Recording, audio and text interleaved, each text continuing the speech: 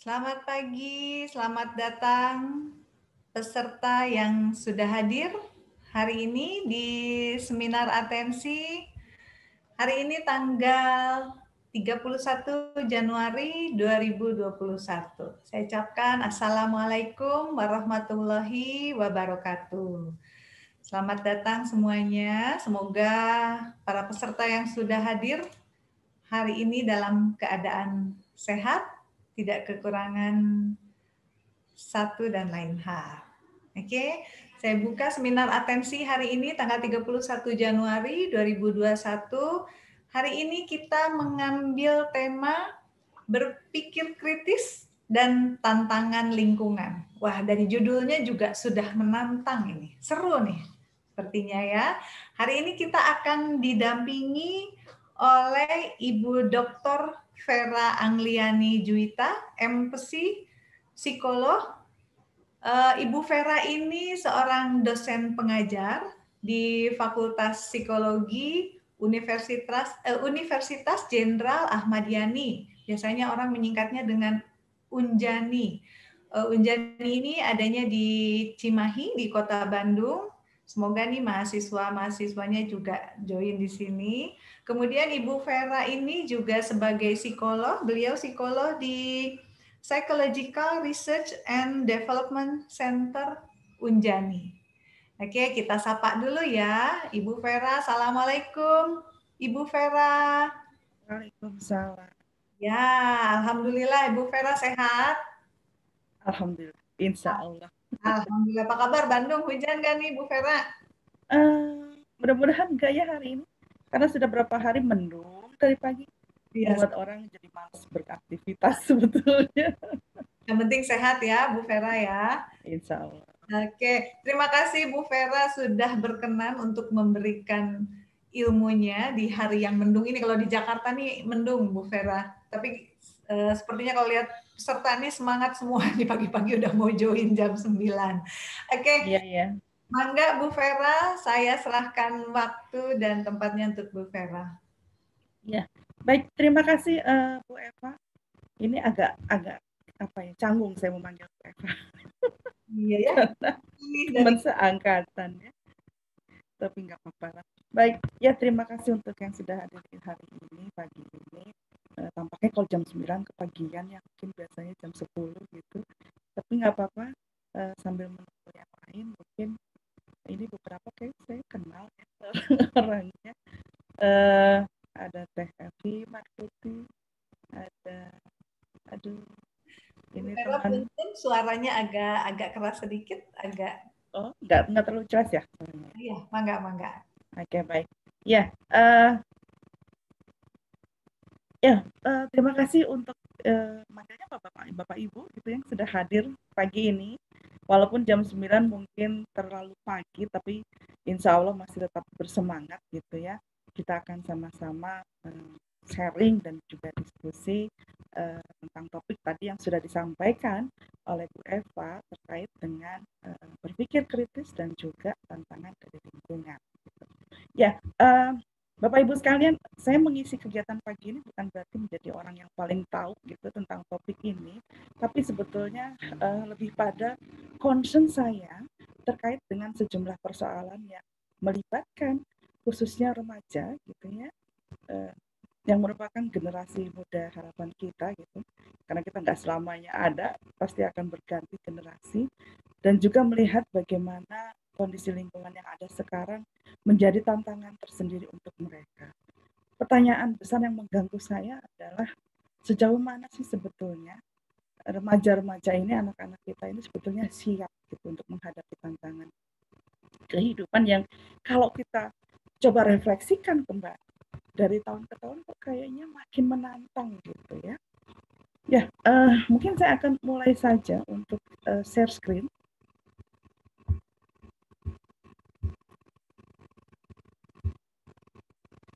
Ya, sudah muncul Bu Vera. Mangga lanjut. Baik. Ya, ini topik yang saya angkat untuk pagi ini. Kita akan diskusikan bersama-sama ya, tentang berpikir kritis dan juga tantangan lingkungan, karena dari hasil sejumlah penelitian, critical thinking ini merupakan salah satu skill yang mesti dimiliki oleh individu supaya dia memang mampu untuk mengatasi sejumlah persoalan, gitu ya. Bapak Ibu sekalian, yang namanya orang tua, yang namanya pendidik, itu pasti berharapnya anak-anak itu bisa kita persiapkan dengan segala bekal yang diperlukan untuk kemudian mereka betul-betul ketika dilepaskan sendiri siap untuk memasuki lingkungan itu. Nah, sekarang kita akan coba lihat bersama apa sih yang terjadi di sekitar kita dan itu juga berdampak pada anak-anak kita. Dalam kehidupan kita setidaknya ada beberapa lingkungan, saya coba bagi dengan persepsi saya, berdasarkan persepsi saya ya. Ada lingkungan keluarga, kemudian ada lingkungan pergaulan sebaya, lalu ada juga lingkungan pendidikan, dan juga tentu kita tidak lepas dari lingkungan masyarakat. Nah, mungkin kalau yang saya sampaikan mungkin agak bukan bermaksud untuk menakut-nakuti gitu, tapi kita coba lihat anak bersama-sama dan realitasnya seperti apa. Keluarga itu jelas adalah lingkungan pertama yang akan dihadapi oleh anak-anak kita.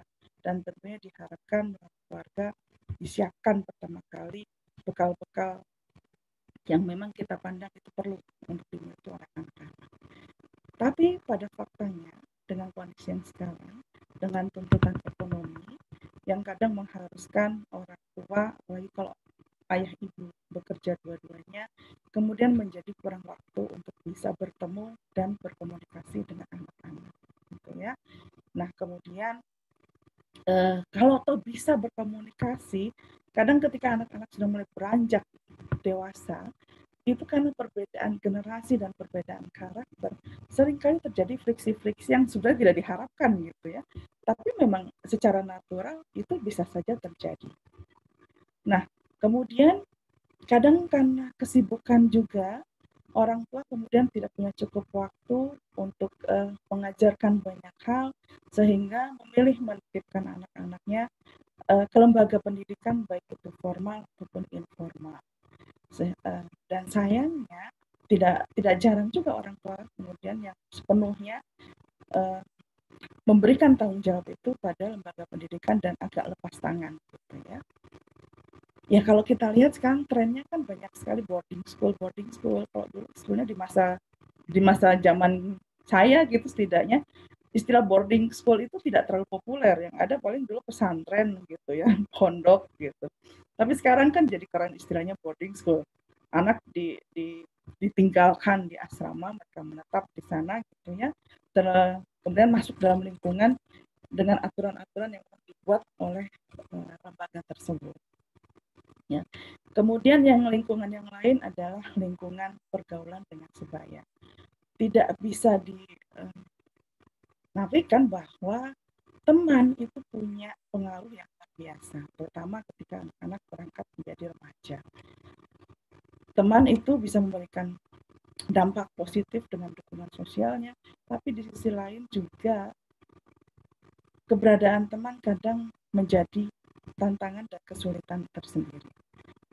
Dengan teman mereka kemudian berbagi banyak hal, mempelajari juga banyak hal, dan ini yang kalau kita lihat dan kita dengar berita sehari-hari, remaja itu ada beberapa yang agak mengkhawatirkan terkait dengan pergaulan dengan sebayanya, mulai dari persoalan gaya hidup konsumtif, gitu ya, kemudian masalah bullying, belum masalah nafsa, belum lagi masalah hoax.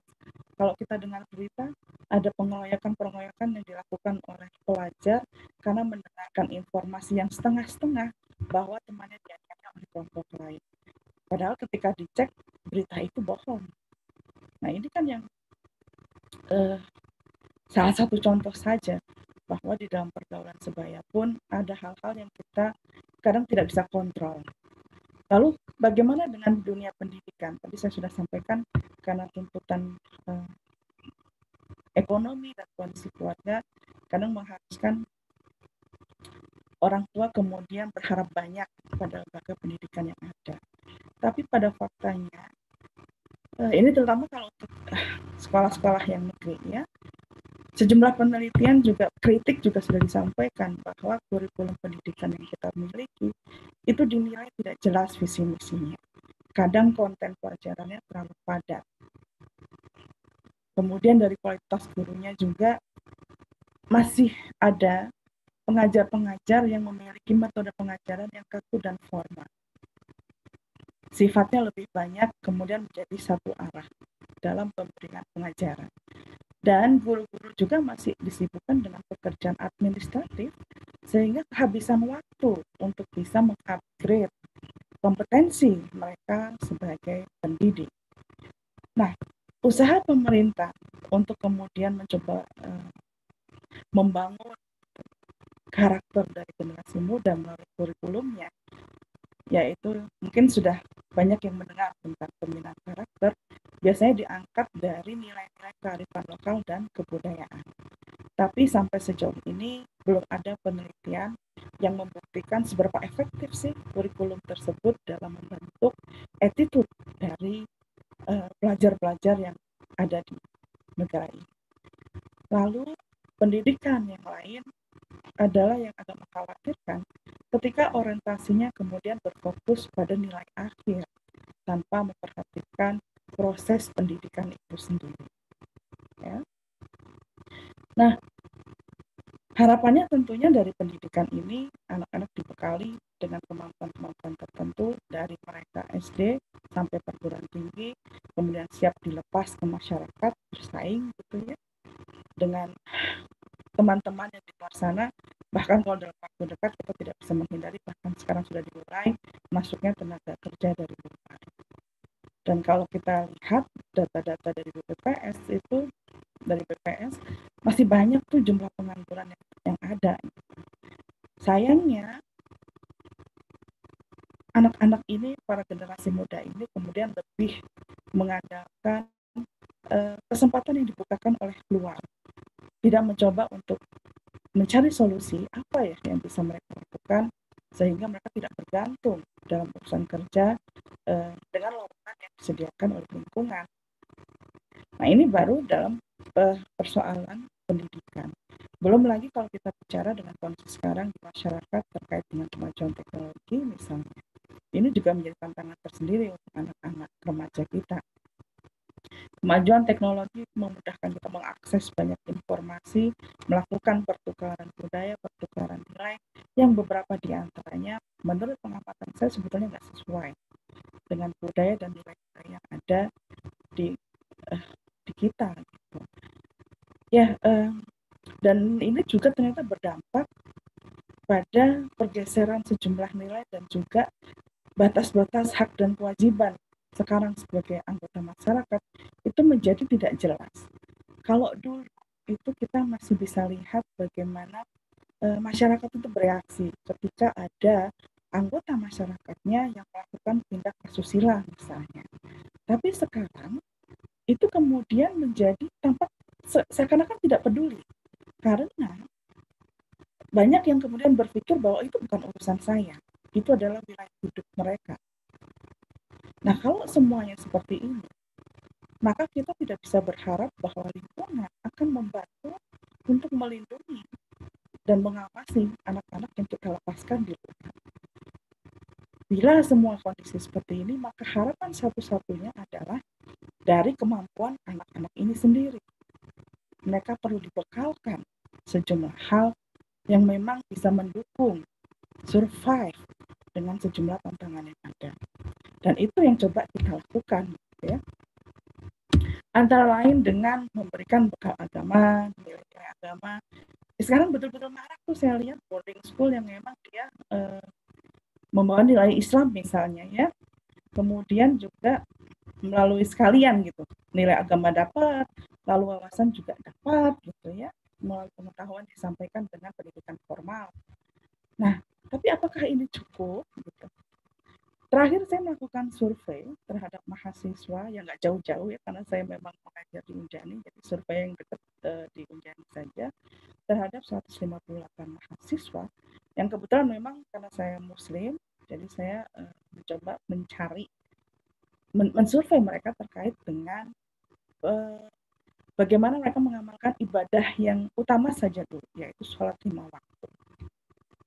Dari data yang ada, lebih dari 80% orang tua itu sangat menekankan bahwa mereka harus menjalankan sholat 5 waktu ini. Bahkan untuk mahasiswa, ini mahasiswa ya, yang tinggalnya masih bersama orang tua, jadi tidak mengekos gitu ya, tidak indekos gitu, atau mengontrak karena di luar kota Cimahi misalnya, itu orang tuanya akan sangat marah kalau sampai ketahuan anaknya tidak menjalankan sholat. Nah, tapi dengan cara seperti itu, bagaimana hasilnya? Apakah memang betul mereka betul-betul menjalankan sholatnya dengan kesadaran? Ya,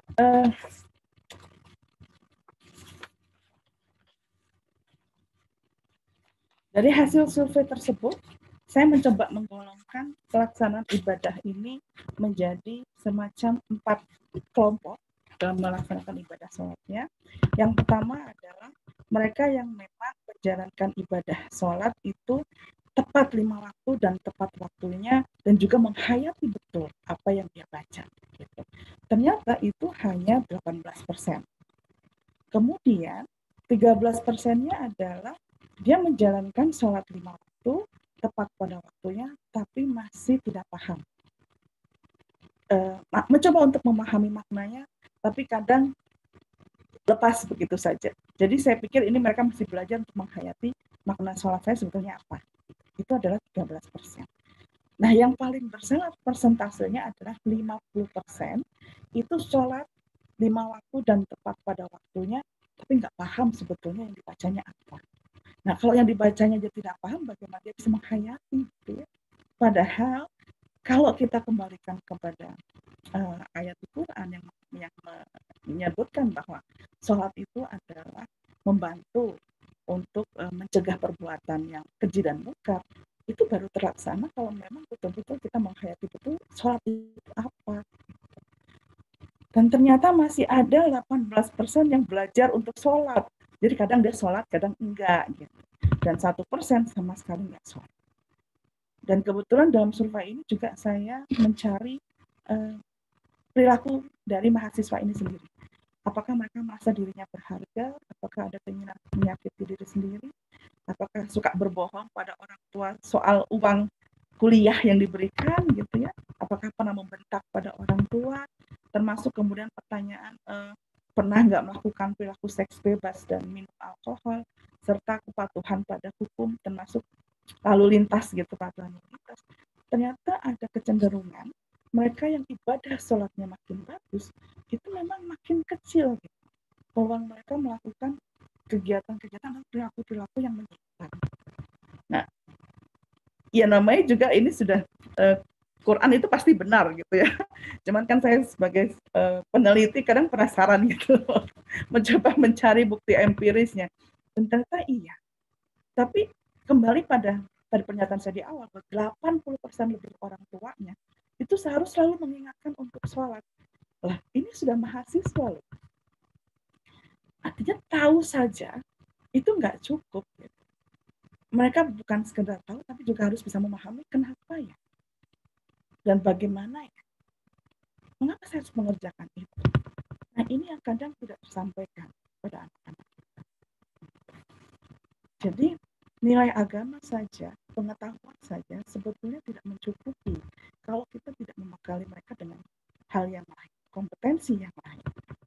Ini hanya akan sekedar menjadi sebuah pengetahuan, atau kalau yang dia fanatik banget, fanatisnya buta gitu ya. Nah, hal lain kalau saya yang perlu diajarkan adalah masalah bagaimana sih kemudian dia bisa mengkritisi apa yang disampaikan atau apa yang dia dapatkan dari pendidikan ataupun dari orang tuanya. Jadi bukan sekedar sesuatu yang ditelan mentah-mentah, tapi paham betul ini apa. Ya, saya yakin Bapak Ibu sekalian sudah pernah dan sering mungkin mendengar apa yang dimaksud dengan critical thinking. Jadi critical thinking itu kan sebetulnya proses bagaimana kita bisa menganalisa fakta sehingga kalau menghasilkan penilaian itu bisa objektif. Nah, seorang pemikir kritis itu punya sifat rasa ingin tahu. Lalu dia berpikiran terbuka, orang yang fleksibel, punya keinginan untuk mendapatkan informasi dengan baik, lalu memahami betul berbagai sudut pandang dan bersedia untuk menangguhkan penilaian dan pertimbangan. Dan dia juga mau mencoba melihat sudut pandang yang berbeda. Nah, ini pentingnya critical thinking. Nah, definisi lain disampaikan bahwa critical thinking itu adalah pemikiran reflektif. Jadi dia akan terus gitu ya mencoba bertanya, kenapa ya? Sehingga dia akan mendapatkan informasi yang masuk akal dan fokus pada memutuskan apa yang harus dipercaya dan apa yang harus dilakukan. Dan critical thinking ini berkaitan dengan memutuskan apa yang benar serta apa yang tadi harus dia kerjakan. Sekarang apa sih gunanya orang kemudian mesti punya yang namanya berpikir kritis?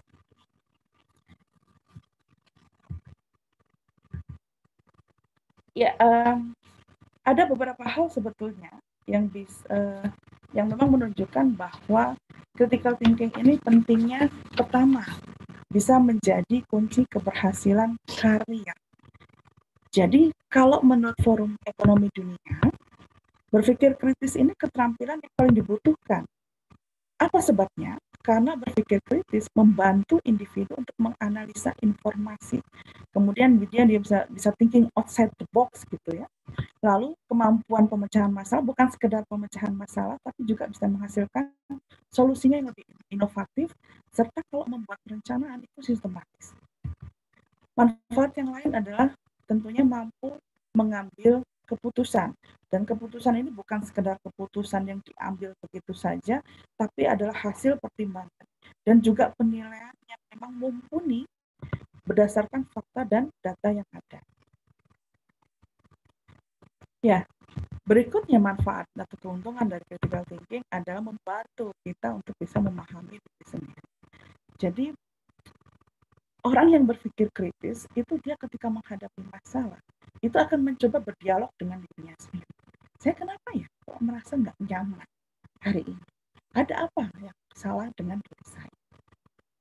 Lalu dia akan mencoba mencari, memang apa yang saya lakukan?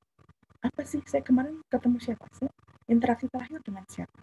Seluruh pertanyaan itu akan membantu dia untuk melihat sebetulnya apa yang terjadi pada dirinya. Dan ini adalah proses untuk dia semakin memahami potensi diri dia dan juga untuk membantu dia tadi memahami diri seutuhnya dan menghindari munculnya penilaian negatif pada diri serta dia lebih percaya bahwa dia punya potensi tertentu.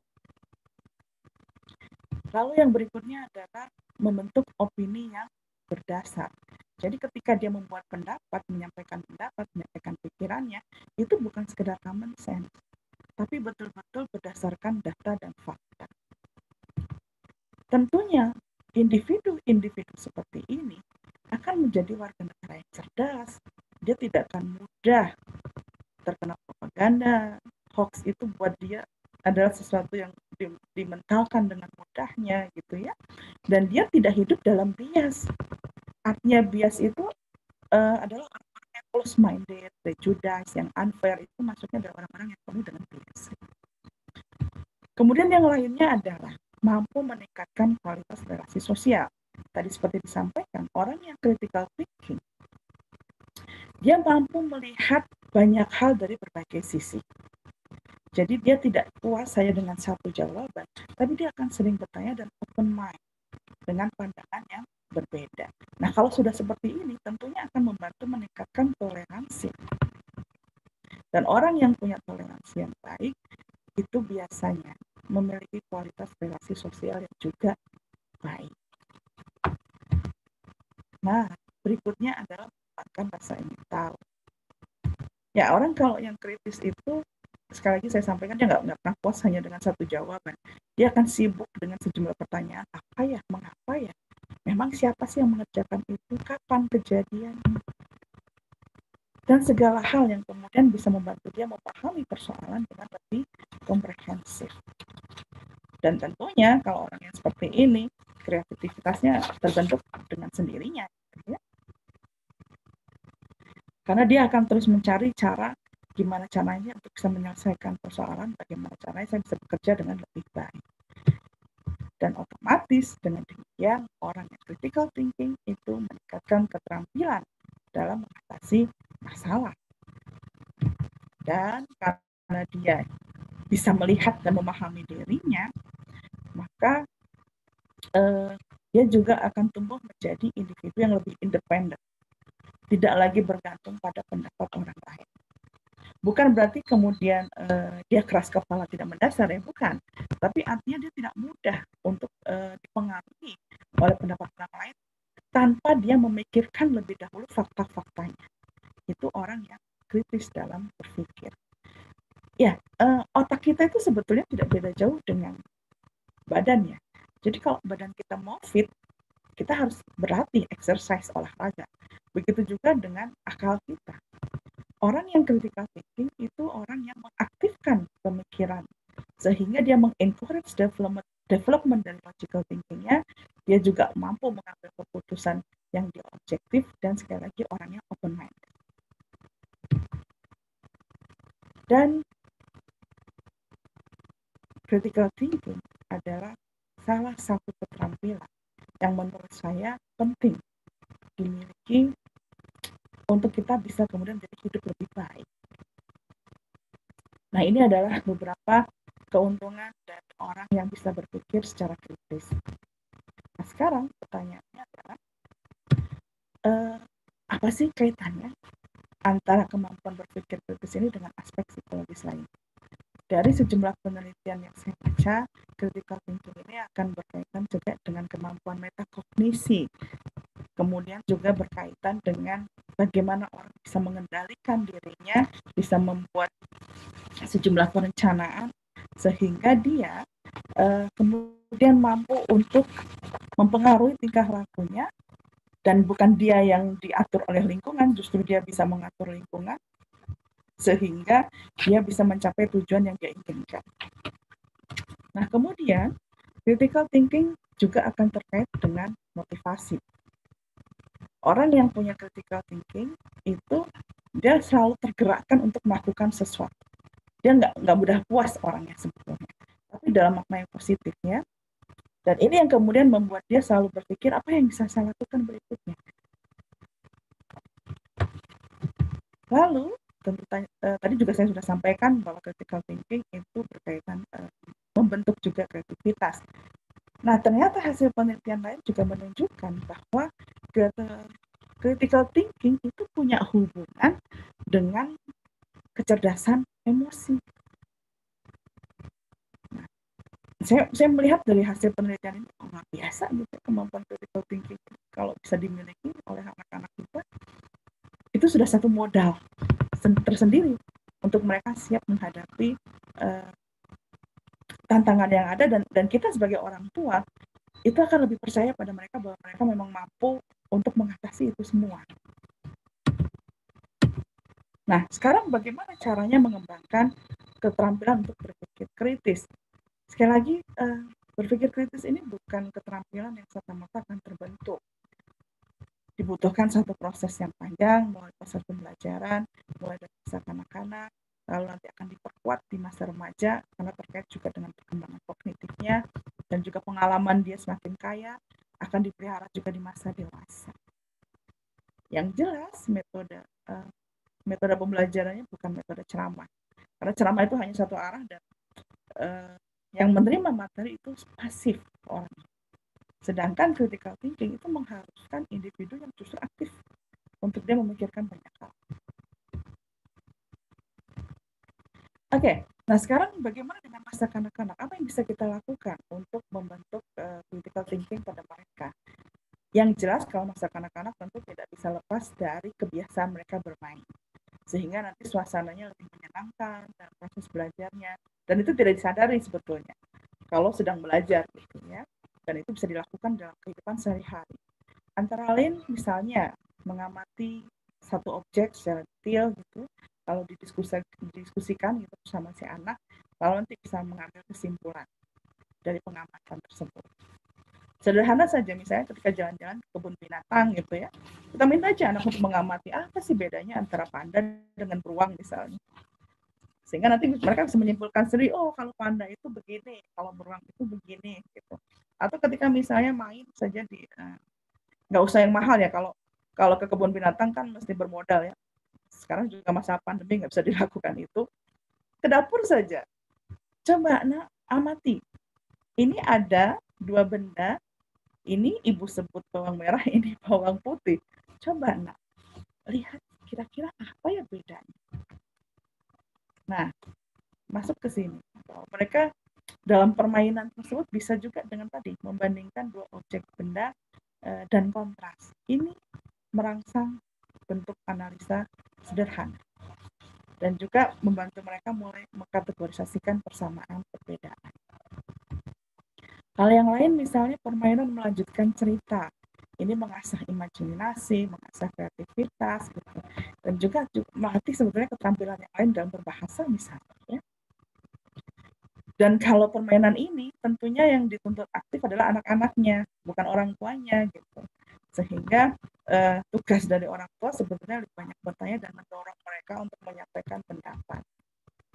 Kemudian mendiskusikan dan menganalisa cerita atau dongeng.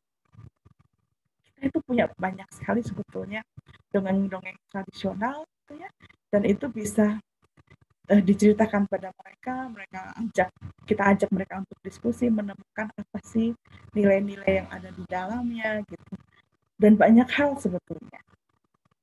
Lalu mereka nanti bisa bercerita sendiri dengan bahasanya gitu, nanti diajukan pertanyaan tentang sejumlah tokoh cerita, lalu kita kaitkan dengan kondisi hidup anak, apa yang bisa dipelajari oleh mereka.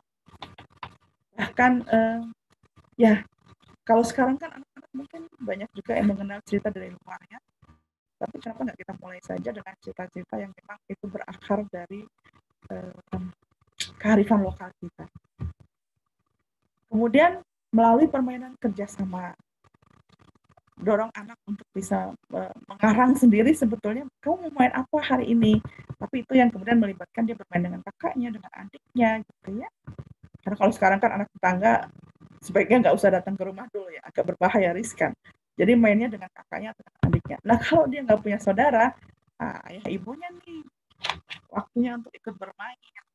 Biarkan tapi anak yang punya ide, kira-kira mau ceritanya seperti apa. Nanti kemudian bisa diskusikan dengan teman-teman. Dan mereka juga bisa diajarkan untuk mempertahankan bagaimana pendapatnya yang sudah disampaikan, tapi tentunya dengan cara yang baik. Nah, di sini peran orang tua. Yang lain adalah bisa melibatkan anak dalam aktivitas seni yang intinya meng-create sesuatu. Itu melalui permainan.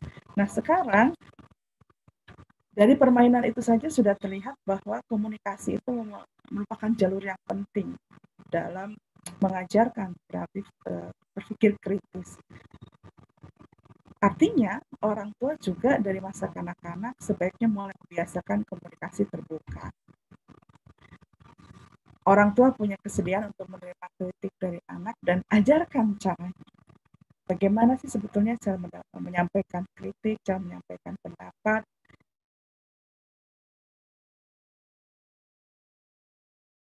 antara ketika bicara dengan orang tua, bicara dengan kakaknya, bicara dengan teman sebaya, ataupun bicara dengan adiknya. Kemudian, ya, kalau kita mau anak bisa berpikir dengan baik, jangan lupakan asupan gizinya tentunya. Karena ini akan terkait dengan pasokan oksigen ke otak dan juga pertumbuhan hormon. Lalu, manfaatkan teknologi. Saya percaya bahwa anak-anak sekarang ini sebetulnya lebih jago dalam urusan teknologi, terutama kalau sudah bermain dengan gadget gitu ya, dibandingkan orang tuanya. Bahkan anak PAUD saja kayaknya sekarang sudah tahu bagaimana cara mencari YouTube tuh, topik-topiknya, dan YouTube memang ada YouTube for Kids ya. Nah ini bantu, tapi harus didampingi anak. Supaya ketika dia mencari informasi itu memang informasinya sesuai dengan tingkat usianya, dan juga bantu anak untuk melihat ini informasinya benar atau tidak. Ya, kadang orang tua karena kesibukannya atau kemudian karena capek gitu, tanpa sadar mematikan rasa ingin tahu anak. Jadi ketika anak banyak bertanya, itu kadang dirasa annoying gitu, mengganggu. Sehingga bagaimana caranya anak itu kemudian menjadi diam, apalagi kalau bertanyanya pas kita bertamu gitu ke tempat orang lain ya, atau ketika ada tamu ke rumah. Nah, jangan sampai itu kemudian karena ego kita sebagai orang tua yang tidak ingin dianggap tidak mampu mendidik anaknya, lalu kita mematikan rasa ingin tahu yang dimiliki oleh anak.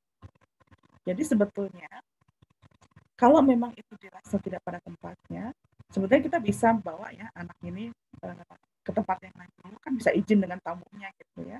Kalau kita sampaikan bahwa kamu boleh bertanya tapi bukan sekarang, karena sekarang ya ibu ada tamu, ada keperluan, nanti tunggu jam sekian kita akan ngobrol lagi. Anak juga dengan cara ini belajar untuk menahan dorongan-dorongan dia supaya lebih tadi meregulasi dirinya. Atau supaya dia juga bisa teralihkan tapi positif, mungkin bisa berikan dia mainan lain yang membuat dia sibuk sambil menunggu orang tuanya selesai dengan urusan ada orang dewasa. Ya, kenapa? Karena ketika rasa ingin tahu itu mati, itu agak mengganggu ketika mereka sekolah. Jadi rasa ingin tahunya itu tidak berkembang. Padahal rasa ingin tahu ini yang kemudian membuat kita memiliki banyak pengetahuan, memiliki banyak informasi. Tapi kalau rasa ingin tahu ini dimatikan sejak kecil, ini yang saya lihat di mahasiswa ya, mereka menjadi pelajar yang sangat pasif, menunggu sekali dosen kasih apa ya. Dan ketika kemudian dosen meminta mereka untuk membaca sendiri, karena kalau di perguruan tinggi itu dasarnya kan sebetulnya adult learning, pembelajaran dewasa, dan pembelajaran dewasa itu kita menganggap mereka bisa belajar secara mandiri. Tapi sayangnya kemudian mahasiswa menjadi sangat bergantung dengan materi yang disampaikan oleh dosen. Tidak banyak yang lalu bersedia untuk membaca. Setidaknya itu yang saya amati di tempat saya. Apalagi kalau kemudian subjeknya, materinya itu bahasa Inggris. Wah, itu luar biasa sekali untuk mendorong mereka mau baca. Dan mereka juga luar biasa sekali perjuangannya untuk memastikan bahwa ada bahasa Indonesianya. Dan ini kan, ya, gimana ya? Ya itu tantangan tersendiri sih sebetulnya buat pendidik gitu. Tapi kalau di perguruan tinggi kan sebetulnya kami hanya siap menampung apa yang sudah diberikan dari mereka SD sampai kemudian SMA ya. Dan sayangnya kemudian ketika di perguruan tinggi proses pembelajaran mandiri tidak terbentuk, ya oke, berarti itu adalah tambahan tugas bagi kami untuk kemudian mengembangkan attitude itu. Nah itu adalah di masa kanak-kanaknya, yang ternyata memang berdampak juga ke masa dewasa. Gitu. Nah sekarang ketika masuk usia pubertas dan remaja, ya seperti disampaikan, saya yakin ini juga Bapak Ibu banyak membaca tentang perkembangan individu.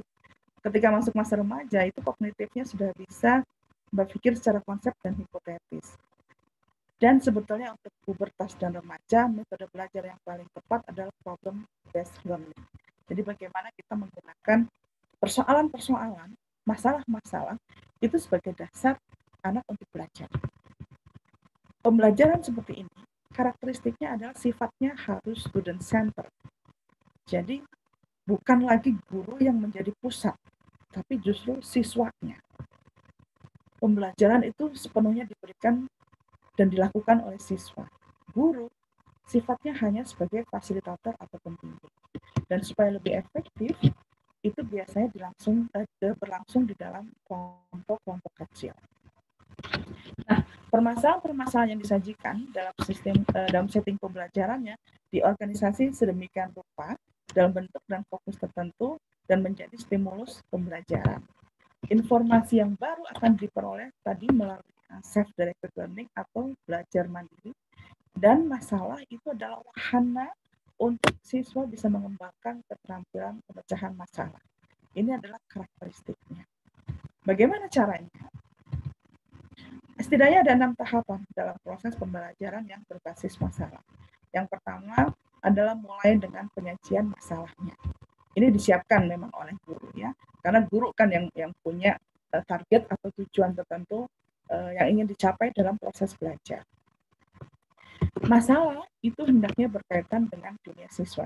Jadi yang saya bayangkan seperti ini, kalau misalnya guru ingin mengajarkan tentang toleransi dan juga empati, sebetulnya guru bisa menyajikan sejumlah berita yang ada di koran, dan setiap ambil saja, misalnya dalam satu kelas itu akan dibagi menjadi 5 kelompok.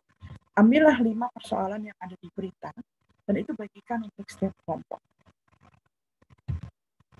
Ini masalahnya jelas real, itu dihadapi oleh siswa-siswa ini, dan itu memang terkait dengan dunia mereka. Misalnya kasus bullying, lalu kasus misalnya siswa yang kemudian mencuri karena dia harus menggantikan SPP yang dia pakai untuk membeli kuota game misalnya, lalu hal-hal yang lain. Tapi persoalan ini tentunya disajikan yang akan membantu siswa kemudian menemukan simpulan bahwa empati dan juga toleransi itu adalah hal yang penting. Organisasikan materi pembelajaran ini sesuai dengan masalah. Kita bisa sampaikan juga untuk proses belajar ini bisa mengakses buku apa supaya memang informasinya bisa dipercayanya. Lalu YouTube mungkin bisa dipakai juga YouTube. Kita siapkan dia link-link yang memang dibutuhkan. Dan itu sudah dicek lebih dulu oleh gurunya. Kemudian setelah itu lepaskan pada siswa untuk mulai belajar dan mengambil tanggung jawab utama sehingga dia bisa belajar mandiri tadi. Kita tinggal sampaikan bahwa nanti dari diskusi ini yang diharapkan adalah simpulan tentang ABC. Dan nanti hasil itu akan dipresentasikan oleh siswa di depan kelas. Nanti guru tinggal menyimpulkan, kalau begitu belajar apa di dalam materi yang diberikan di hari itu. Nah, ini adalah tahapan-tahapan dalam proses belajar berbasis masalah. Itu kan kalau di kelas ya, kalau di sekolah gitu. Lo apa yang bisa dilakukan kalau misalnya orang tua? Nah, orang tua sebenarnya bisa mengadopsi metode ini. Caranya adalah, satu, jangan ambil masalah anak. Jangan ambil alih. Jadi kalau memang anak yang punya masalah, biarkan anaknya yang mencoba mengatasi. Fungsi orang tua hanya mendampingi dalam proses penyelesaian. Lalu terapkan komunikasi terbuka dan biasakan untuk diskusi. Tentunya kalau mau lancar, yang harus dikembangkan oleh orang tua adalah mau untuk mendengar. Kadang tidak mudah karena ada rasa sayang kita pada anak itu kan kadang membuat kita tanpa sadar membatasi waktu mereka untuk belajar, membatasi kesempatan mereka untuk kemudian menjadi mandiri. Nah, ini yang suka menjadi tantangan tersendiri bagi orang tua untuk bisa menjadi pendengar yang baik. Bantu anak untuk bisa memperjelas dan mendefinisikan sebetulnya masalah apa sih yang dihadapi anak. Jadi kalau misalnya dia berantem dengan temannya, dia menyalahkan temannya, kita coba bantu anak-anak itu bisa melihat dengan lebih objektif, betul kan memang persoalannya yang salah adalah temannya. Jangan-jangan sebetulnya masalahnya adalah di diri dia sendiri kalau dia terlalu sensitif misalnya. Dan itu tugas dari orang tua untuk selalu mengencourage, selalu mengajukan sejumlah pertanyaan-pertanyaan yang membantu mereka insight. Oh, masalah saya sebetulnya ini. Dan landasi proses diskusi ini dengan keterbukaan dalam berpikir dan juga tetap positif. Kita akan bantu remaja untuk melihat fakta dan data, bisa membuat pertimbangan atas sejumlah pilihan, dan biarkan mereka sendiri yang kemudian memutuskan apa sih solusi yang bisa diambil dengan persoalan yang dihadapi. Tentunya setelah mereka menyadari konsekuensi dari sejumlah pilihan yang diambil. Ya, jangan dilupakan bahwa kemampuan berpikir kritis ini membutuhkan argumentasi tapi yang dilandasi oleh rasa percaya. Ini kalau kita bicara tentang relasi dengan anak ya, ketika kita akan membantu anak untuk kemudian menguasai kemampuan berpikir kritis ini. Nah, lalu bagaimana dengan orang dewasa? Ya, orang dewasa juga kadang gagal atau belum mampu untuk berpikir kritis. Ya. Karena berpikir kritis ini keterampilan. Jadi kalau tidak pernah dilatih, ya kita nggak akan punya itu. Artinya, kalau sekarang kita belum punya itu, bukan berarti tidak bisa dikembangkan. Sekarang tinggal kemampuan saja bagaimana kita mencoba untuk menguasai kemampuan berpikir kritis ini. Ada beberapa caranya ini untuk bisa kemudian menguasai kemampuan berpikir kritis. Yang pertama adalah define your question. Jadi kita mesti pastikan dulu, kita tuh sebetulnya mau mencapai apa sih? Apa target kita ketika kita menghadapi satu persoalan tertentu. Dan ini penting supaya ketika kita nanti mengambil keputusan ataupun tindakan, memang sesuai dengan apa yang ingin kita tuju. Yang kedua adalah kumpulkan informasi yang memang relevan, informasi yang terkait, informasi yang memang dibutuhkan. Jadi tidak semua informasi sebetulnya harus kita punya. Yang diambil adalah informasi yang betul-betul terkait dengan persoalan yang sedang kita hadapi. Dan pastikan bahwa informasi itu bersumber dari orang ataupun sumber yang memang dapat dipercaya.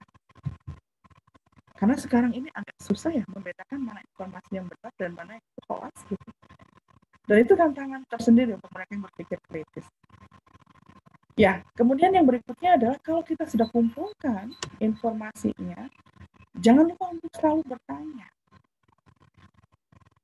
Cukup nggak sih informasi saya? Betul tidak sih bahwa informasi ini sudah sesuai dengan target yang tadi ingin saya capai? Betulkah persoalan saya hanya ini? Atau sebetulnya ada persoalan yang lain?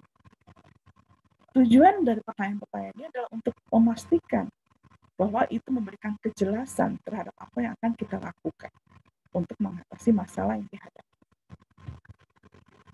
Jangan lupa juga untuk ketika bicara tentang pemecahan masalah, pikirkan konsekuensi jangka pendek dan jangka panjang. Ini juga yang kita ajarkan ke anak-anak ya, membantu mereka melihat konsekuensi dari sebuah pilihan. Dan kemudian jangan hanya puas dengan satu solusi, karena jarang sekali solusi persoalan itu didapatkan melalui jawaban yang hanya singkat. Gitu. Kita harus tetap terbuka bahwa kemungkinan akan ada banyak kemungkinan dan hal-hal lain yang bisa kemudian membantu kita lebih tepat dalam memilih solusi yang sesuai dengan persoalan yang dihadapi. Nah, ini adalah beberapa langkah yang bisa dilakukan bagaimana kita bisa meningkatkan kemampuan dalam berpikir kritis. Baik, ya Bapak Ibu sekalian, kurang lebih mungkin itu yang bisa saya sampaikan. Oke. Bisa diskusi lanjut. Baik, Bu Vera. Terima kasih banyak paparannya. Ini memang betul ya, berpikir kritis itu saya rasakan, saya jadi ingat Bu Vera, kalau dulu saya sekolah, masuk kuliah, saat guru atau dosen bertanya, ada pertanyaan, apa yang kita kasihnya itu untuk menghindari. Siapa yang mau? Iya, kita akan menunduk bersama berdoa. Iya, betul. Betul. Dan itu saya nggak tahu ya kok kita bisa seperti itu berjamaah. Tapi tadi mendengar paparan Bu Vera menarik sekali. Menarik sekali, dan memang itu jadi modal utama untuk anak-anak kita sekarang ya Bu Vera ya, terutama generasi K. Silahkan bagi yang mau bertanya langsung, boleh open mic atau sambil menunggu saya bacakan dulu mungkin ya Bu Vera ya, yang ada di kolom chat ya. Ada dari Pak Gentur nih, Bu Vera masih mute sepertinya suaranya. Halo Bu Vera. Iya, mangga.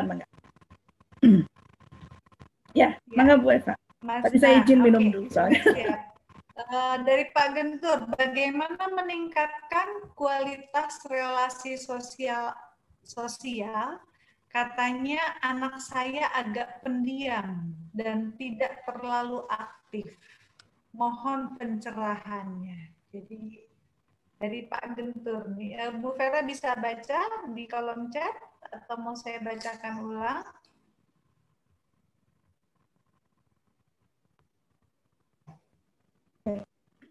Baik, Pak Gentur,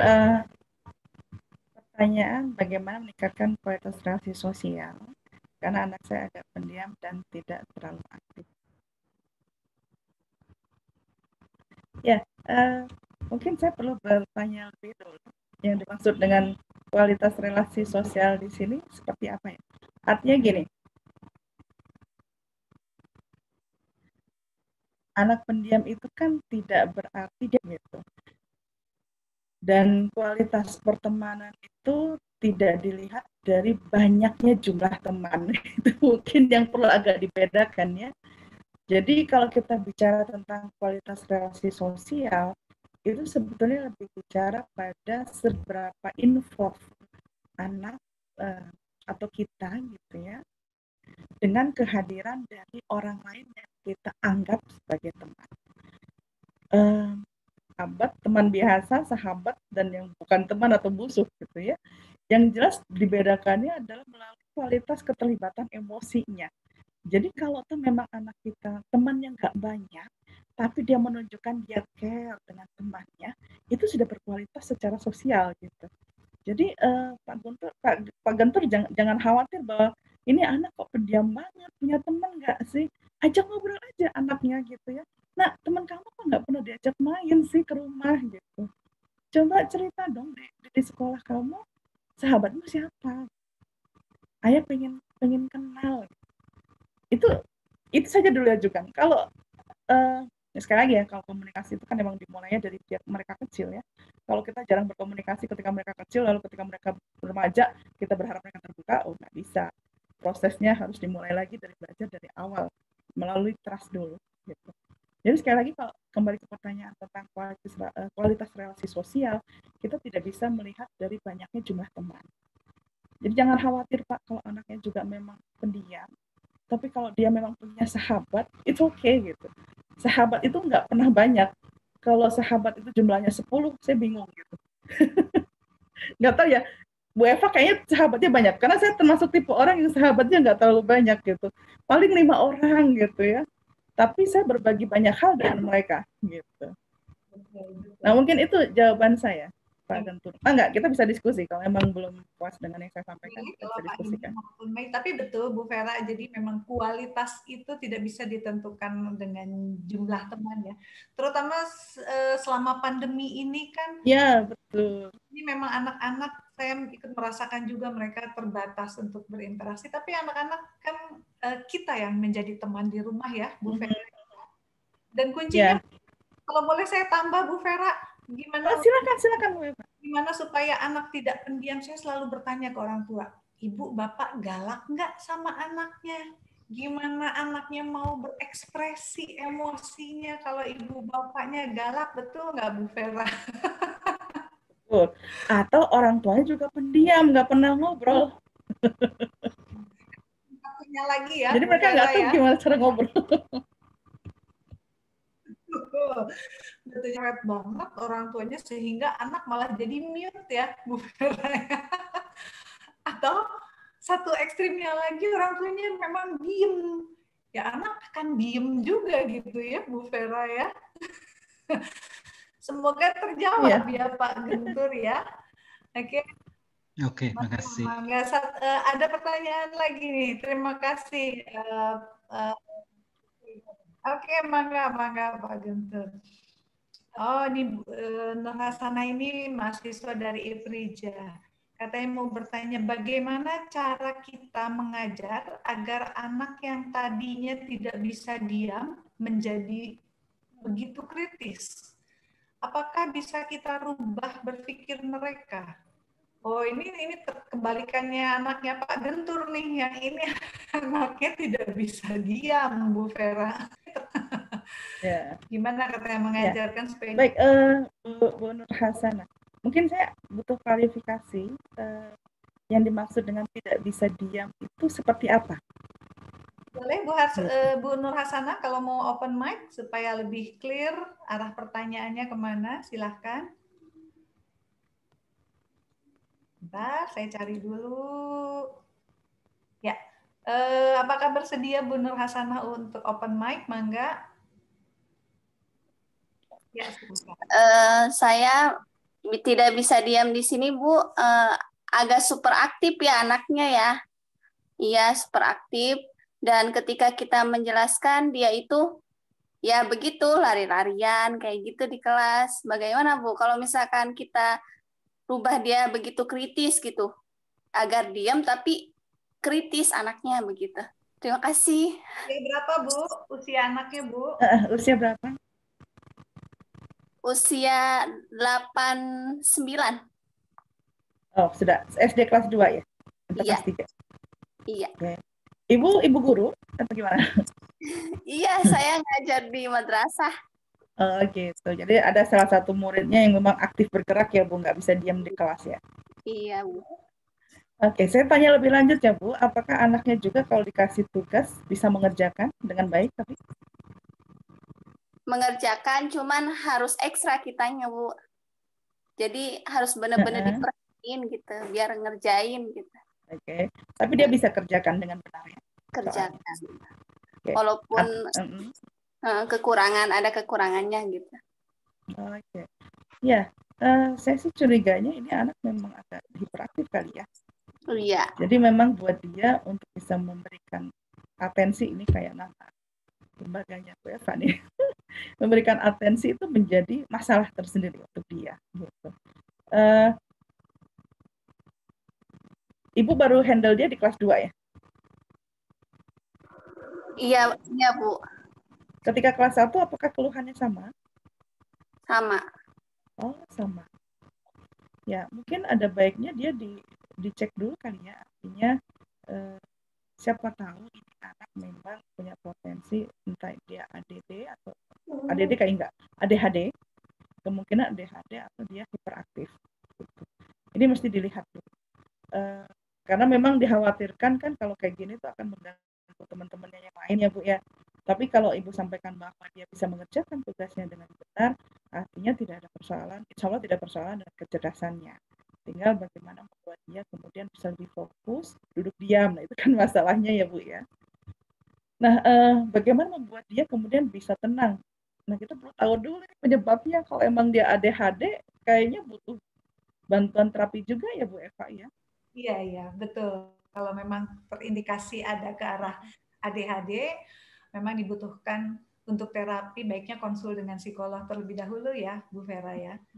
Tapi betul. Mungkin di sini arahnya, walaupun ada indikasi ADHD, biasanya kan ADHD itu kecerdasannya tadi tidak akan kurang. Nggak ada masalah sebenarnya, rata-rata setidaknya. Tetap bisa ditarik untuk bagaimana anak itu belajar untuk berpikir kritis mungkin ya, Bu Vera. Ya, anak-anak itu sebetulnya tertarik dengan kalau diceritain itu kayaknya lebih suka, Bu, dibandingkan kalau dia hanya dengar pasif, tapi harus cerita yang membuat dia aktif untuk tadi berpendapat gitu. Ya, memang tidak bisa ya. Ibu satu kelas menghadapi berapa orang, Bu? Nggak mungkin fokusnya hanya ke satu orang anak saja. Jadi mungkin tantangan bagi Ibu adalah bagaimana mengubah metode pengajarannya menjadi lebih menarik. Untuk semua anak saya pikir akan lebih menarik karena mereka bisa kemudian menyambungkan tadi cerita gitu. Atau karena materi tidak semua materi bisa digunakan dengan bercerita ya Bu ya, bisa dikasih mereka ditanyakan sehari-hari. Jadi kita mesti pikirkan materi apa ini yang kira-kira berkaitan betul dengan kehidupan nyata mereka yang mana gitu, sehingga itu bisa menjadi bahan untuk didiskusikan bersama. Atau untuk anak ini khusus, kasih dia tugas yang menantang yang membuat dia harus berjalan. Misalnya ke perpustakaan. Coba anak, kamu cari tentang ini, bukunya judulnya ini. Nah, dia akan sibuk belajar, Bu. Artinya dia tetap mengikuti pelajaran, tapi dengan cara yang agak berbeda dari teman-temannya. Tapi tidak mengganggu yang lain, gitu. Nanti kalau dia sudah dapat bukunya, nanti kalau kamu sudah dapat bukunya, bawa sini, duduk di sebelah ibu, ya, gitu. Dia senang ya sambil lari-lari ya. Nah, karena dia kan pengennya bergerak. Jadi suruh dia ke perpustakaan. Karena energinya harus tetap tersalurkan. Tapi memang sebaiknya kalau memang dari kelas 1 dia seperti itu dan tidak mampu duduk lama, kalau teman-temannya bisa lebih dari 30 menit, dia misalnya 15 menit sudah gelisah, nah itu kayaknya perlu dicek. Ini di sini ada Pusari, ini saya lihat ini jagonya ADHD. Saya baru lihat nih, ada betul-betul. Ada Sari ya. nih. Ya, nanti Ibu tolong dicek lagi, Bu, dia bisa bertahannya berapa lama ya duduknya gitu. Kalau nggak nyampe 15 menit, wah ini something wrong nih gitu. Karena dia sudah kelas 2 SD. Mengingat nanti di kelas 3 lalu kelas 4, 5 itu pembelajaran tentang konsep itu menjadi lebih banyak. Dan itu butuh orang yang bisa konsentrasi penuh. Kalau dia atensinya masih mudah terganggu, nggak sulit tuh. Jangankan berkonsentrasi, atensi saja masih terganggu. Gitu. Kurang lebih mungkin itu, Bu Nur Hasanah, yang bisa saya sampaikan. Mungkin Bu Eva Oke. bisa menambahkan? Bisa dengan tadi kan sebetulnya dengan cerita, mungkin dipilih tema yang menarik ya, Bu Vera ya. Mungkin untuk anak ADHD kan ada yang tipe auditori, ada juga yang tipe visual ya. Walaupun dia muter-muter tapi telinganya mendengar kok dia. Ya, karena sebetulnya nggak ada masalah dengan kecerdasannya, artinya penangkapan dia terhadap informasi yang disampaikan itu masih bagus gitu. Betul, betul. Kadang guru banyak bingung. Ini anak bermain seperti tidak memperhatikan, tapi saat saya tanya, itu anak bisa permainan ya, melalui permainan ya, Bu Vera ya, di slide yang tadi di-share Bu Vera.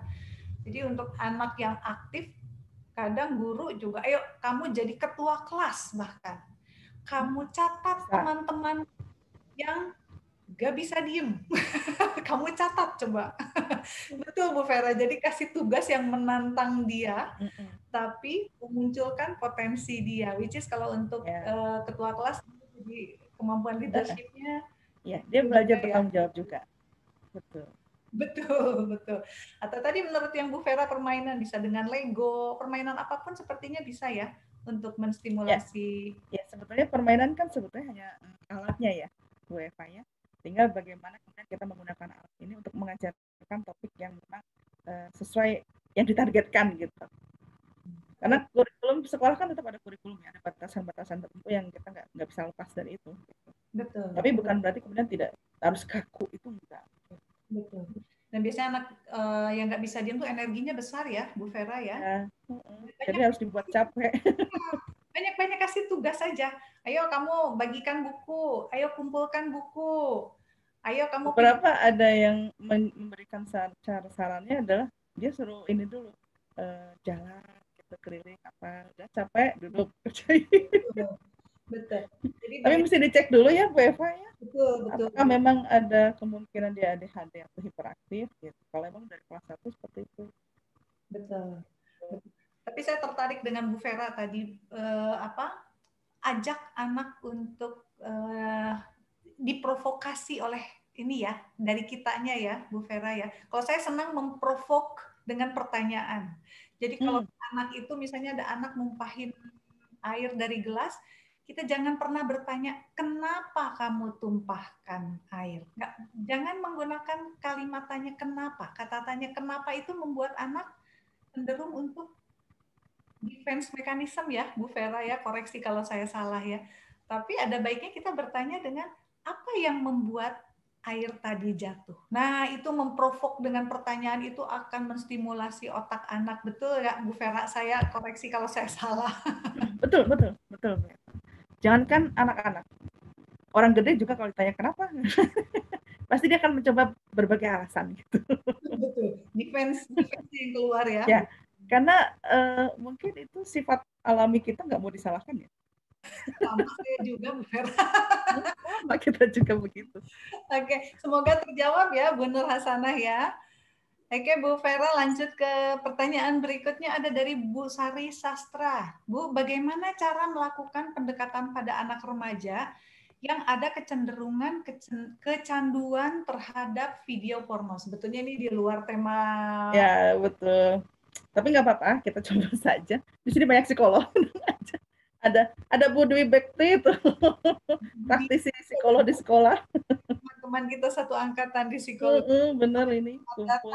Ya, silakan Bu. Ya, anak remaja yang kecanduan terhadap video porno. Ya, Ibu, saya termasuk orang yang sangat meyakini bahwa kunci semuanya sebetulnya adalah komunikasi. Jadi kalau kita, dan itu emang nggak bisa serta-merta gede langsung mereka bisa terbuka, enggak, dari kecil semuanya. Tapi artinya gini, kalau tuh memang mungkin selama ini di keluarga belum ada keterbukaan dalam komunikasi gitu ya, anak masih enggan gitu bicara dengan orang tua karena takut disalahkan dan sebagainya, atau merasa malu, gitu, bukan berarti kemudian pintu itu tertutup, enggak. Kita bisa tetap memulai dari titik sekarang. Gitu. Bu Vera, Ya tentunya, suaranya dikencengin sedikit. ya, ya baik. Ya, tentunya tidak bisa langsung kita ujuk-ujuk masuk ke persoalan itu. Pasti mereka juga defense tadinya. Apa sih? Enggak, apa sih mama gitu kan. Mulai saja dari hal-hal yang sederhana gitu. Bertanya aja ke sehari-hari anaknya gitu ya. Nah, gimana kamu hari ini? Sekolahnya gimana? Mulai dari hal yang kecil-kecil aja yang permukaan gitu. Sampai kemudian dia melihat bahwa orang tua saya kok kayaknya perhatian gitu sama saya. Nah, biar mereka juga melihat bahwa orang tua saya kayaknya beneran lo genuine gitu ya. Nggak ada maksud lain, memang tujuannya adalah untuk membantu saya. Nah, kalau terkait dengan kecanduan terhadap video porno, pendekatannya adalah kita mesti ngobrol dari hati ke hati, Bu. Tapi ini dalam posisi bukan untuk menghakimi dia, tapi kita coba memahami apa sih yang membuat anak ini kemudian tertarik ke sana. Bisa jadi sebetulnya kan diawali dari temannya ya. Tapi kalau sudah kecanduan kan berarti dia mendapatkan kenikmatan di dalamnya. Nah, si kenikmatan ini yang kemudian harus digantikan dengan hal yang saya lebih menyarankan coba cek lagi aktivitas dia seperti apa sehari-hari. Kalau memang dia punya banyak waktu luang, apalagi sekarang di musim pandemi ini, berarti orang tua mesti men-set satu kegiatan yang membuat dia bisa lebih aktif gitu. Tidak kemudian sibuk mengurung diri di kamar dan kita nggak kontrol. Dan sekali lagi jangan langsung menjatuhkan hukuman, kita mesti paham dulu apa dan mengapanya. Baru nanti supaya bisa dari hati ke hati kita coba pahami. Tadi selain set kegiatan, nah mungkin juga bisa mulai melakukan kegiatan keagamaan. Kalau kita Muslim kan mungkin bisa dibawanya ke sana. Tidak perlu memanggil guru mengaji sebetulnya, tapi cukup dengan orang tua saja yang saling diskusi gitu dan sampaikan pada anak apa sih negatifnya ketika dia mengalami kecanduan video porno. Terus terang ini sebetulnya bukan bidang saya ya, Bu Eva ya. Artinya saya nggak mendalami klinis gitu. Tapi kurang lebih itu yang bisa saya sampaikan. Mungkin Bu Eva bisa menambahkan ya. Oke, betul. Jadi ini, tapi betul kata Bu Vera. Tadi nomor satu komunikasi ya, Bu Vera ya. Dan pastikan dulu apakah betul kecanduan gitu. Kalau sudah kecanduan kan artinya kalau dia tidak membuka situs porno, dia akan merasa nggak nyaman. Ya, gelisah sekali. Dia akan keringat dingin. Jadi badannya yang minta. Apakah sudah sampai tahap itu atau memang dia masih senang saja, senang iseng sekali-sekali membuka gitu ya. Tapi ya, betul. setuju Bu Vera tadi komunikasi nomor satu ya. Betul. Tadi menambahkan kembali yang disampaikan oleh Bu Eva, karena beda penanganan kecanduan dengan mereka yang curiosity. Kalau kecanduan itu ini udah masuknya klinis, artinya dia bermasalah gitu. Tapi kalau curiosity sebetulnya agak normal ya, terutama kalau untuk remaja ya, karena mereka memang sedang proses untuk mengenali tadi tentang seks dan fungsinya gitu. Tapi tentunya ini butuh diarahkan, jangan sampai kemudian jadi lari kecanduan. Nah, mumpung mungkin bisa dicek lagi, Bu Sari, apakah betul dia kecanduan? Artinya kalau memang aksesnya kan berarti melalui gadget. Nah, coba dicek ketika kalau kita batasi penggunaan gadgetnya, dampaknya seperti apa ke dia. Kalau seperti yang disampaikan oleh Bu Eva tadi, berarti memang ada kecenderungan di kecanduan. Tapi kalau enggak jadi masalah buat dia, terus dia bisa aktivitas yang lain, berarti belum. Mudah-mudahan tidak sampai kecanduan ya. Ya, tapi tadi ya mungkin orang tua juga perlu evaluasi apakah sudah memberikan bekal tentang pendidikan seks kepada anaknya sehingga anaknya mencari sendiri melalui gadget atau melalui teman-teman. Nah, itu perlu evaluasi diri dulu orang tuanya. Ya, Betul. tapi topik apa ya? Topik tentang pendidikan seks itu kan kita antara iya dan tidak ya, masih pro dan kontra gitu. Yang ramai kan sekarang di UI ya. Ya, betul. Tapi ya itu definisi pendidikan seks itu. Nah, itu aja yang kita perlu.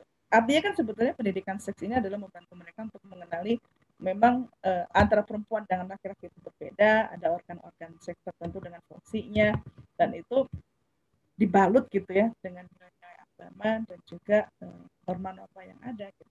Tapi bukan berarti lalu kita menutup informasi dari anak ini kalau memang ya tentunya disesuaikan dengan usianya.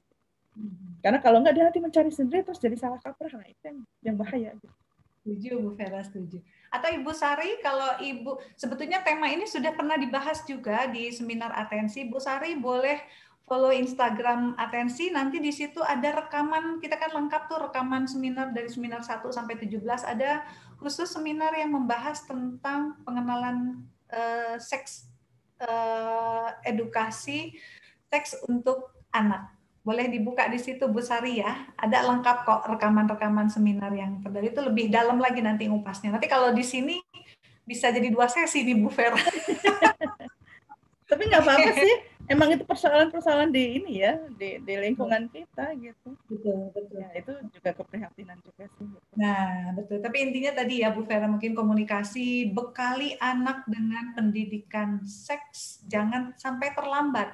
Jadi kita lomba-lomba nih sama anak. Duluan dia bertanya ke gadget, atau dulu kita yang memberikan dulu ya, Bu Vera ya, untuk Ya anak-anak. betul. Bahaya kalau nanyanya ke YouTube nanti keluarnya yang aneh-aneh. Betul, betul, setuju Bu. Semoga bisa terjawab ya Bu Sari. Silahkan kalau ada peserta yang mau open mic. Sebelum saya membacakan pertanyaan berikutnya, monggo silahkan. Itu lucu ya, ada anaknya Pak Tio tuh lucu banget. Lucu banget. Iya. Oke, silahkan. Sehat ini. Iya, lucu banget. Silahkan ada yang mau bertanya, silahkan untuk open mic. Boleh, siapa ini? Oke, sambil menunggu nih ya. Oke, sambil menunggu saya bacakan aja ya Bu Vera ya. Ada dari Ibu Hasna. Assalamualaikum katanya. Kebetulan anak kami, anak yang berpikir kritis. Hanya saja menurut pemikiran dia, ide atau ide dia selalu benar katanya Bu Vera. Bagaimana menurut Ibu untuk menghadapi anak yang berpikir kritis tapi tidak mau menerima pendapat orang lain? Ya. Nah, kalau ini bukan berpikir kritis, Bu. Karena orang yang berpikir kritis itu dia open mind dan bisa melihat sudut pandang yang berbeda. Tapi saya perlu tanya dulu ya, anaknya usia berapa? Karena memang ada usia-usia tertentu yang dia ingin menunjukkan keakuannya gitu ya. Dan itu masih proses wajar gitu. Oke, kita tanya Ibu. Dengan Ibu siapa tadi? Usianya berapa nih supaya Bu Vera bisa menjawabnya clear? Boleh open mic Bu Hasna. Assalamualaikum. Waalaikumsalam Bu Hasna. Usia anak saya 10 tahun, Bu. Oke, 10 tahun. Ya, Bu. Enggak. Laki-laki, Bu, atau perempuan? Laki-laki. Seumuran dengan keponakan saya. Emang sudah mulai fase menyebalkan itu, Ibu. Tapi bagus, Bu. Artinya kalau anaknya kritis kan rasa ingin tahunya besar ya, Bu ya. Nah, itu sudah satu nilai positif, jangan sampai kemudian kita matikan gitu. Nah, tinggal sekarang bagaimana membuat dia bisa melihat ada hal-hal yang itu sebetulnya berbeda dari sudut pandang dia. Nah, cara paling mudahnya adalah, tapi Ibu suka ngajak ngobrol berarti ya dengan anaknya ya, diskusi ya? Iya, sering diskusi, cuman pendapat dia itu dia anggap itu selalu benar. Selalu benar. Boleh kasih contoh, Bu? Contohnya ada nggak, Bu? Berdebat tentang apa yang pernah? Jadi kalau misalnya dia melakukan apa gitu kan, bikin apa gitu, atau berpendapat apa, terus itu nggak baik, itu nanti membahayakan.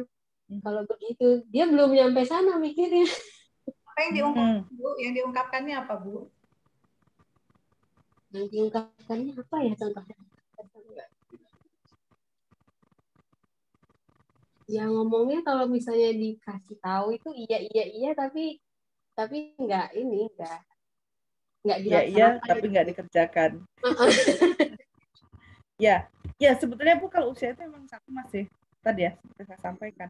Ini usia anak yang dia ingin menunjukkan saya itu individu yang berbeda dari mama, dari papa.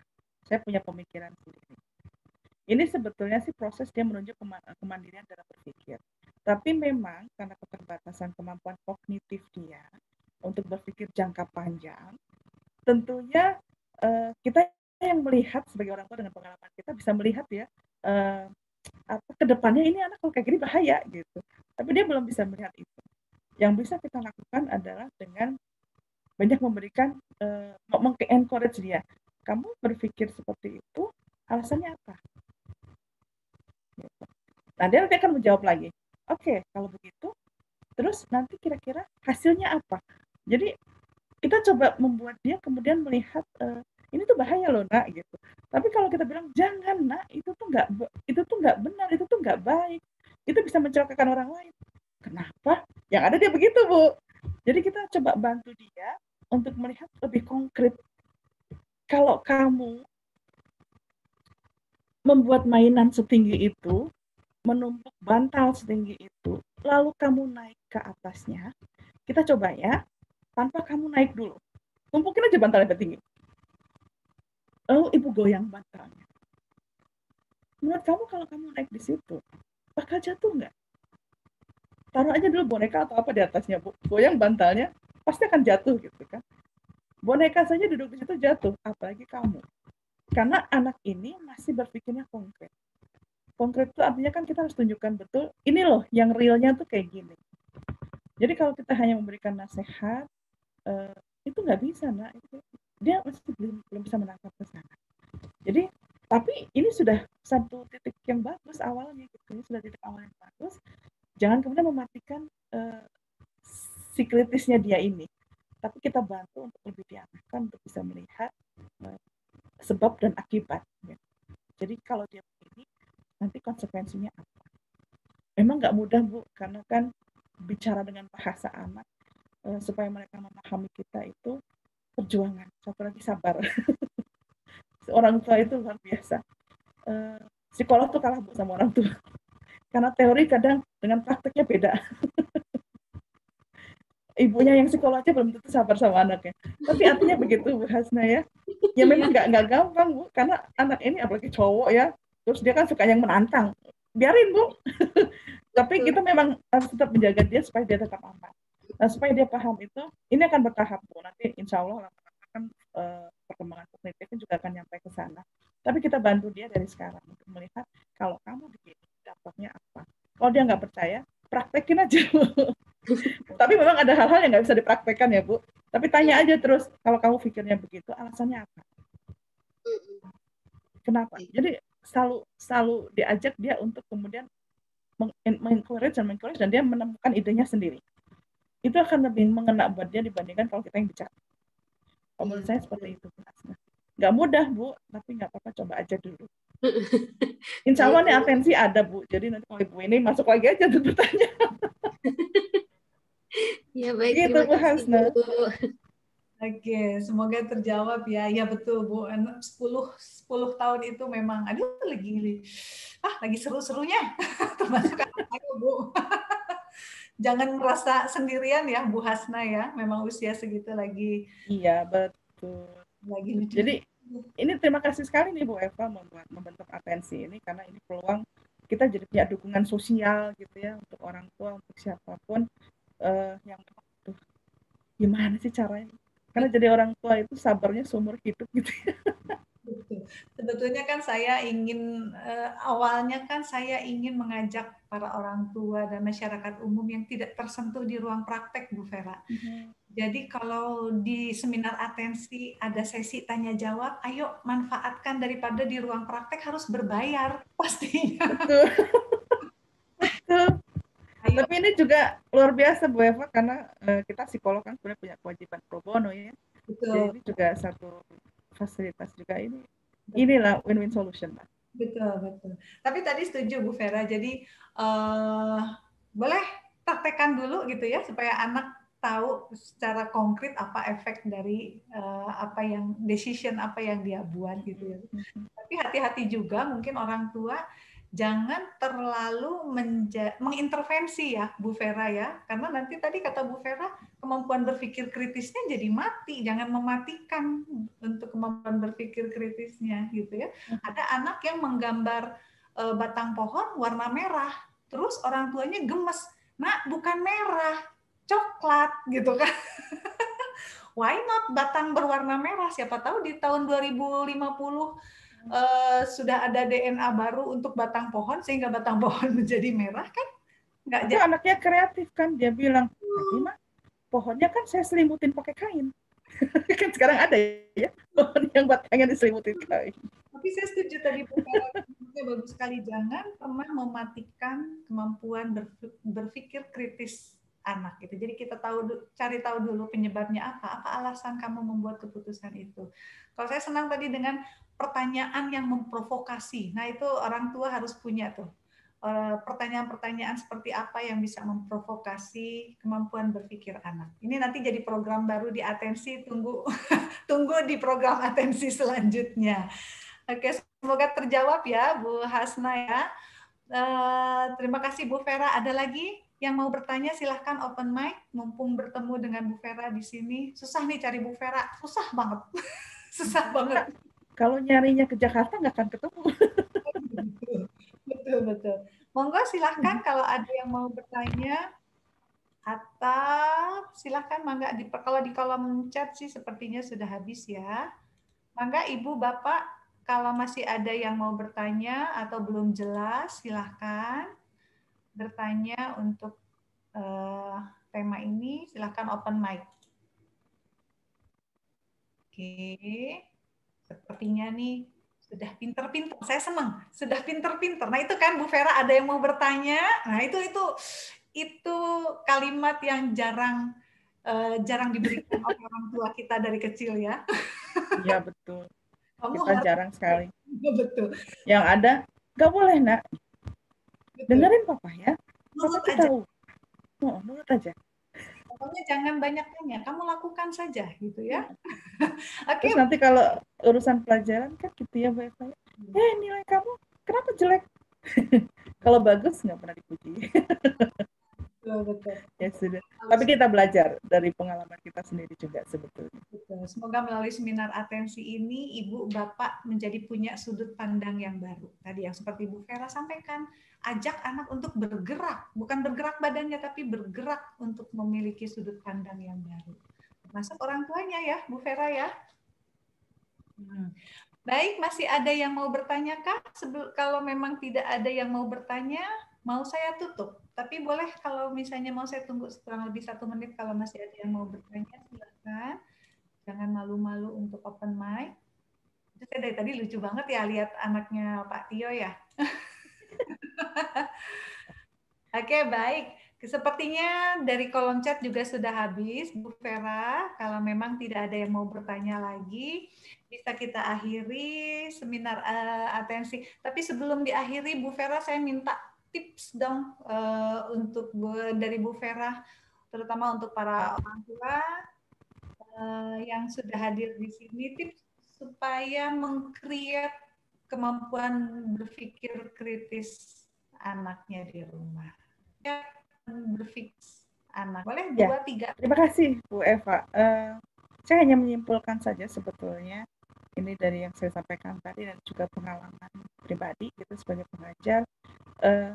Terbukti bahwa sebetulnya metode yang paling efektif untuk mengajarkan itu bukan ceramah, gitu ya. Artinya sebagai orang tua juga kalau hanya memberikan nasihat itu kurang efektif. Ya. Yang lebih efektif adalah kalau kita membuka keterbukaan dalam komunikasi, kesediaan untuk berargumentasi tapi didasarkan pada trust other gitu. Diskusi itu penting. Karena dengan diskusi itu membuat anak kemudian juga menjadi lebih aktif dalam berpikir dan juga membantu mereka menumbuhkan keyakinan pada diri sendiri bahwa saya didengar, bahwa pendapat saya itu juga punya makna dan berarti untuk orang lain. Mungkin kurang lebih. Oke, baik. Aduh, terima kasih banyak Bu Vera untuk sharing ilmunya yang sangat bermanfaat hari ini. Semoga bermanfaat juga untuk orang tua dan semua peserta yang sudah hadir di seminar Terima atensi. kasih, saya juga diberikan kesempatan ini oleh atensi. Terima kasih banyak. Sebelum kita tutup, saya mau satu kali sesi foto dulu ya, Bu Vera ya, boleh? Boleh. Video. Sambil saya menginformasikan, silakan follow Instagram Atensi Anak Remaja sehingga bisa update terus materi seminar yang akan datang di minggu-minggu berikutnya. Ya, silahkan open video dulu. Kita mau sesi foto bersama. Oke, sudah buka semua. Halo anaknya Pak Tio, itu kamu lucu sekali.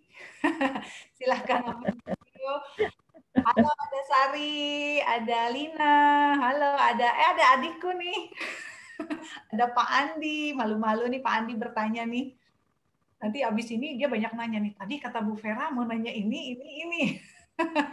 Oke, sudah buka foto semuanya? Halo, ada Lela tuh, Bu Vera. Iya. Nah, ini ada bu guru saya nih, bu guru anak-anak saya. Assalamualaikum Bu Yana. Oke, ada lagi yang mau open video? Kalau Pak Gentur nih peserta abadi nih, dia rajin banget ikut seminar dari seminar pertama ini, Bu Vera. Oke, baik, itu saya foto ya, mohon izin ya. Oke, 1, 2, wait. Oke, 1, 2, 3. Iya, terima kasih. Baik, terima kasih Ibu, Bapak yang sudah hadir. Terima kasih. Terima kasih Bapak Ibu sekalian. Bu Vera, terima kasih. Terima kasih atensi. Sampai ketemu di seminar atensi minggu depan. Semoga bermanfaat. Jangan lupa follow Instagram Atensi Anak Remaja. Wassalamualaikum warahmatullahi wabarakatuh. Waalaikumsalam warahmatullahi wabarakatuh. Mohon Vera, mohon Eva. Waalaikumsalam. Izin live ya. Ya, mangga. Eva izin live ya. Mangga hatur nuhun Vera, hatur nuhun. Makasih Bu Eva. Makasih Bu Yana, hatur nuhun. Salam semuanya ya, semoga sehat semua ya. Alhamdulillah, salam buat putrinya.